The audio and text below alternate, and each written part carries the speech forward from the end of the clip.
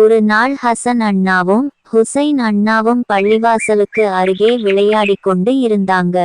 அங்க ஒரு பெரியவர் ஒழு செய்ய வந்தார்.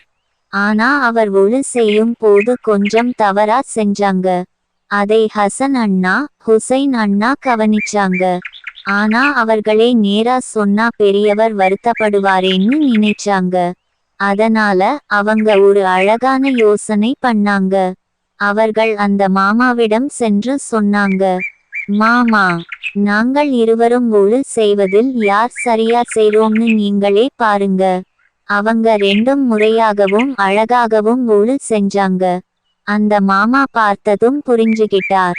அவர் சொல்லினார், நான் தான் தவறா செஞ்சேன்.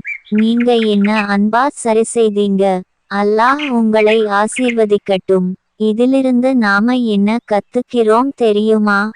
நாம யாருக்காவது நல்லது சொல்லணும்னா அதையும் அன்புடனும் நியாயமாவும் சொல்லணும்.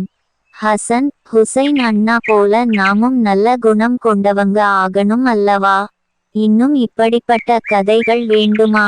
அப்போ குட்டீஸ் பப்பா இஸ்லாமிக் ஸ்டோரீஸ் வை மறக்காமல் பாருங்க. இன்ஷா அல்லாஹ் சந்திக்கலாம் அடுத்த கதையில்.